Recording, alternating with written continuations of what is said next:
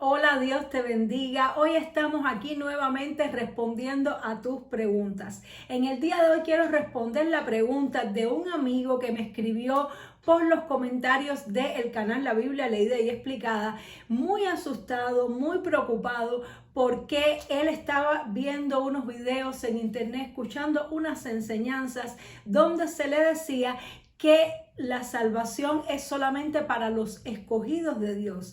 Y él me decía que había aprendido que solamente aquellos escogidos por Dios son los que pueden creer en Jesús, y los que no han sido escogidos por Dios pues simplemente no pueden creer en Jesús y por lo tanto se van a perder.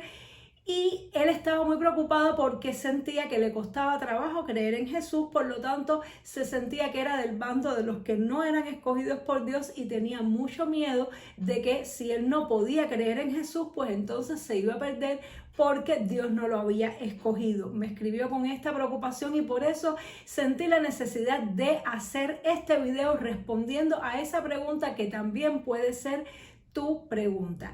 Bueno, hay mucha Biblia que leer para poder hablar de este tema. Es un tema demasiado vasto, demasiado conflictivo, por así decirlo, porque estos bandos, estas ramas que hay en la fe cristiana, de los que creen en la predestinación de Dios y los que dicen que no, que la salvación es para todos y depende de la actitud del hombre, pues es un conflicto que se ha venido desarrollando desde hace siglos, y no pretendo para nada con este video resolver ese conflicto, porque realmente son dos puntos de vista diferentes acerca de la misma palabra de Dios, y ambos puntos de vista están sustentados por la palabra de Dios.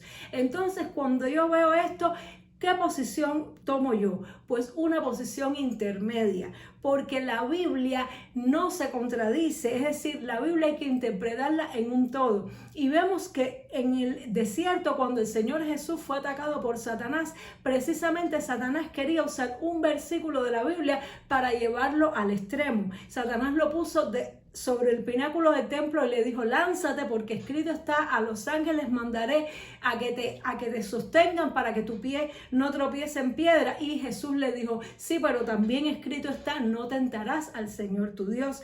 Es decir, que es cierto que los ángeles están alrededor de nosotros, que Dios los manda para que nuestro pie no tropiece en piedra, pero también es cierto que no debemos ponernos en situaciones peligrosas tentando hacia el Señor. Y en ese caso hay que tomar una posición intermedia. Y basado en este comportamiento de Jesús y la respuesta que Jesús le dio a Satanás, me hace entender a mí que cuando hay una contradicción aparente entre dos posturas diferentes que están ambas basadas en la Biblia, porque hay muchos versículos que justifican que Dios escoge a las personas, y también hay otros versículos que justifican que el ser humano es responsable de dar una respuesta a Dios, porque Dios le ha dado libre albedrío, pues entonces tenemos que buscar una posición intermedia en la cual podamos conciliar con ambos criterios, porque la Biblia no se contradice, y en este caso cualquier posición extrema va a ser mala y puede ser usada por Satanás para traernos tristeza, para traernos condenación,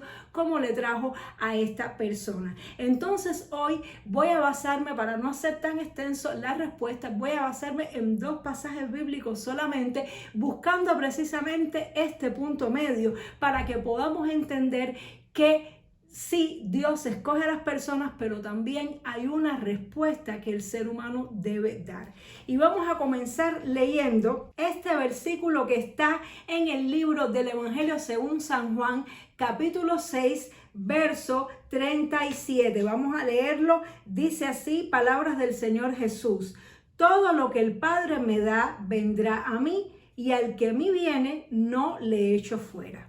Es un versículo corto, pero que encierra estos dos principios. Dice Jesús que todo lo que el Padre le da vendrá a Él, y se refiere precisamente a la elección de las personas. Es decir, que Jesús está diciendo: el Padre me da a mí las personas, me da a mí las ovejas, los discípulos, y todos aquellos que son iluminados por el Padre, que son escogidos por el Padre, vendrán a mí.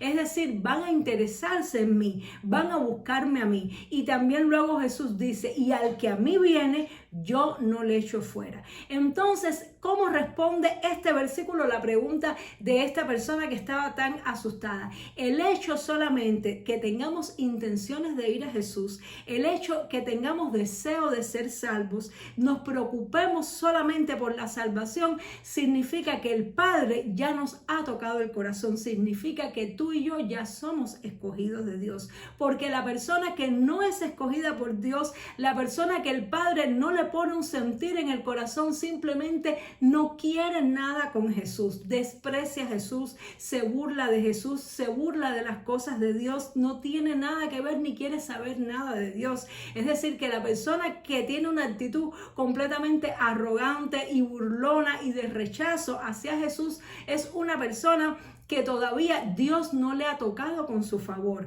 que debemos orar para que Dios tenga misericordia de esa persona y le toque. Ahora, cuando la persona muestra interés, es decir, quiere acercarse a Jesús, ya eso significa que ha sido escogido por Dios. Y de esa manera, esta persona que me escribió, este amigo, puede entender que el solo hecho de que él quiere ser salvo, que él quiere conocer a Dios y que está preocupado por su salvación, ya indica que ha sido escogido por Dios. Quiere decir que si tú estás viendo este video y quieres aprender de Dios, puede ser que tu fe no sea muy firme, puede ser que todavía tengas luchas y problemas en tu vida, que en algunos momentos te hayas apartado, pero si tú realmente quieres ser salvo, significa que has sido escogido por Dios para salvación. Pero también luego dice Jesús, y el que a mí viene, es decir, que se supone que una vez que Dios te escoge, tú tienes que dar un paso hacia Jesús, tú tienes que venir a Jesús, tú tienes que buscarle. Por eso yo le respondí a esta persona, debes buscar a Dios. No te conformes con el hecho de que tu fe es poquita.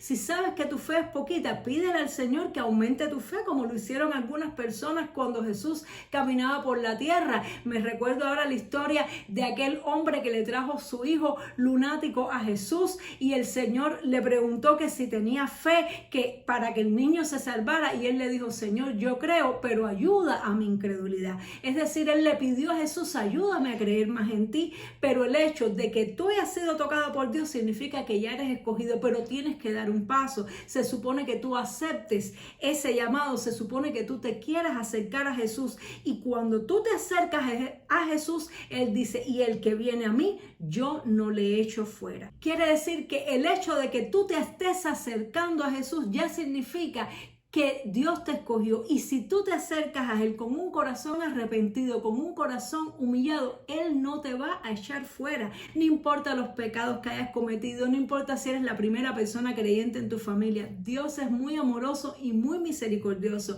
Si tú vienes a Él, Él no te va a echar fuera. El otro pasaje que quiero leer se encuentra en la carta de segunda de Pedro, la segunda epístola de Pedro, capítulo 3, verso 9. Dice así: el Señor no retarda su promesa, según algunos la tienen por tardanza, sino que es paciente para con todos, no queriendo que ninguno perezca, sino que todos procedan al arrepentimiento. Gloria a Dios. Y aquí nos está diciendo la palabra del Señor que el Señor no quiere que nadie perezca, no quiere que ninguno perezca, sino que todos procedan al arrepentimiento, que todos den el paso al arrepentimiento. Entonces, si tú eres una de las personas que cree que solamente los escogidos por Dios son los que se está refiriendo aquí, es decir, que el Señor no quiere que ningún escogido perezca, sino que todos procedan al arrepentimiento, pues entonces da a entender de que tiene que haber una acción también de parte del humano,